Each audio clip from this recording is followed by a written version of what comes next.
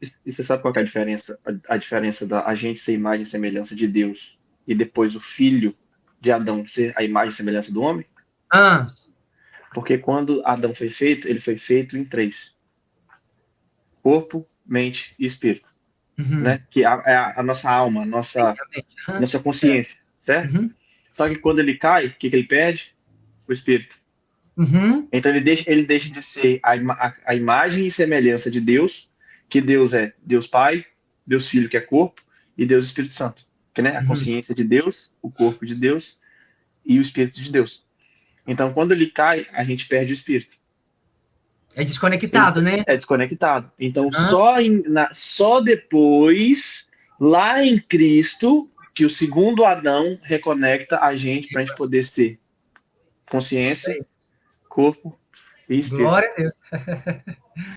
E aí você foi para o seminário e tudo Sim, assim? sim, sim. Aí meu primeiro curso de teologia, meu primeiro contato com a teologia foi em 2009.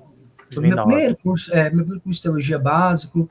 Aí depois fiz N seminários, né? Seminários presenciais, seminários online.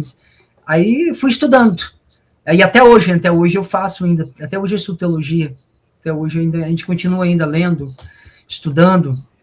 Comecei um curso na pandemia e até hoje ele ainda não concluiu, é online, ele não concluiu ainda o curso, está quase encerrando. A gente continua. E quanto mais você estuda, parece que você não sabe de nada e quanto mais a gente estuda, parece que menos a gente sabe. É o paradoxo, né? Quanto mais a gente estuda, mais a gente percebe que a gente não sabe de nada, né? Quão pequeno é. É impressionante isso daí. É. E, inclusive, esse dia eu estava conversando com um pastor aqui, dizendo para ele, né? Eu dizia para ele, rapaz, é incrível, porque eu tenho que estar sempre lendo, sempre meditando, porque parece que tudo que eu estudo, parece que eu acabo esquecendo.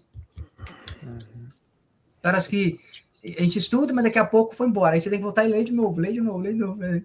Não para, não pode parar, né? E a parte boa disso é que quanto mais você lê, né? Quanto mais você lê, mais parece que a Bíblia muda. Parece que você lê a mesma coisa duas, três vezes e você fala assim, peraí. Mas Ela é daquelas viva, duas, né? três Ela é vezes viva. eu li, isso não estava aqui. Isso mesmo. Isso aqui não estava aqui antes. É A bem isso palavra é aí. viva, né? Toda vez que você lê, ela vai ter um dia vai ter algo novo de Deus ali para você. Sim, a gente vai ganhando luz, né? Vai ganhando luz no texto. Eu sempre digo que a revelação bíblica ela é progressiva. Então, hoje eu tenho um nível de luz, aí amanhã eu ganho outro nível de luz. Então, cada vez que o tempo vai passando, a gente vai meditando, vai lendo, a gente vai ganhando nova luz na escritura, né? E isso é interessante, né? Isso é interessante. Igual essa semana eu estava dando, que eu dou curso de teologia online, né? Uhum. E aí, Legal. estou formando agora a turma agora no final do ano, a gente encerra essa turma.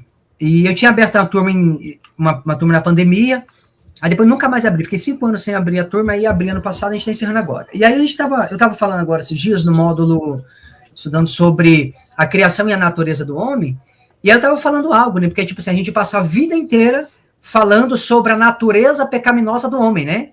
A gente, natureza pecaminosa, natureza pecaminosa. E eu estava dizendo para os irmãos o seguinte, quando a gente fala sobre a questão de natureza pecaminosa, a gente incorre em um risco muito grande. Por quê? Porque quando se fala de natureza, estamos falando de essência, de constituição, é constitutivo, é ontológico. E a ontologia do homem não é pecaminosa. A essência do homem não é pecaminosa. Então não existe, né? Eu estava dizendo algo seguinte: não existe a gente dizer que a minha natureza é uma natureza pecaminosa. Nós estamos em uma condição de pecado, mas a natureza do homem continua sendo espírito, alma e corpo. O homem ele entrou em uma condição de pecado, mas a ontologia dele não. Ele continua sendo o homem criado à imagem e semelhança de Deus. Depois da queda, ele entrou numa condição, em uma condição adâmica. Mas, ontologicamente, natureza, a constituição do homem continua sendo espírito, alma, corpo e a imagem e semelhança de Deus. Isso não mudou. Então, o homem não tem uma natureza de pecado. Ele tem uma condição de pecado. E é diferente, porque às vezes a gente passa a vida toda falando sobre natureza pecaminosa, a gente vai crendo nisso, né? Só que quando você para poder pensar, você percebe que não faz sentido. Então, assim, a Bíblia, cada dia que passa, a gente vai ganhando luz no texto e a gente entende sobre esse ponto, né? Faz sentido, porque a gente veio de Deus, né? E a gente vai voltar para ele. Então, se a gente veio de lá, nossa natureza não pode ser pecaminosa. Exatamente. O Criador foi Deus, né? Exatamente. Ele fez tudo, antes mesmo de tudo, ele já tinha planejado, ele já tinha criado, né? Então, se a gente já estava ali, a nossa natureza é aquela ali. Exatamente. E aí a gente vê isso lá em Gênesis 5, porque se você ler ali, por exemplo, Gênesis 5, você percebe duas coisas. No capítulo 5, verso de número 1, salvo engano, a Bíblia vai dizer que o Adão, tanto o homem quanto a mulher, é chamado de Adão, né? Tanto o homem quanto a mulher é chamado de Adão, porque Adão significa comunidade. Adam. O Adão, né? Então, aí você vai perceber, ó, ele é chamado ali, ó, no verso 1 de Gênesis 5 diz que Deus criou o homem à semelhança de Deus. Só que quando você lê o verso 3, você percebe que Adão vai viver 130 anos e gera um filho à sua semelhança, conforme a sua imagem. Então percebe como agora, ele, por causa da condição de pecado dele, ele vai migrar, a sua condição não é mais a imagem e semelhança de Deus, é agora a imagem e semelhança do homem caído. Por isso da necessidade de Jesus Cristo. É a única forma da imagem do homem ser restaurado. Inclusive, e você sabe qual é a diferença? A diferença da a gente ser imagem e semelhança de Deus e depois o filho de Adão ser a imagem e semelhança do homem? Porque quando Adão foi feito, ele foi feito em 3.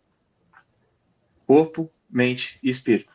Né? Que é a nossa alma, nossa consciência, certo? Só que quando ele cai, o que ele perde? O espírito.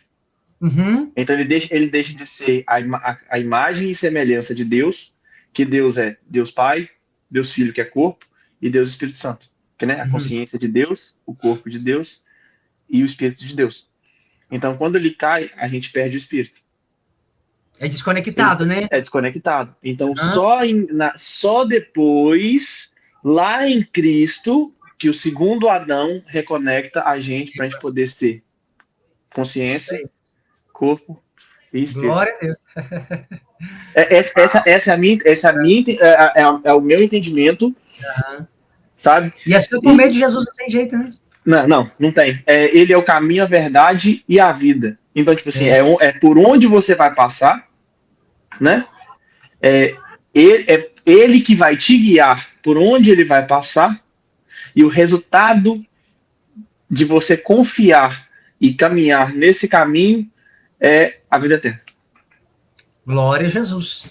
Amém. Glória a Deus. Glória a Deus.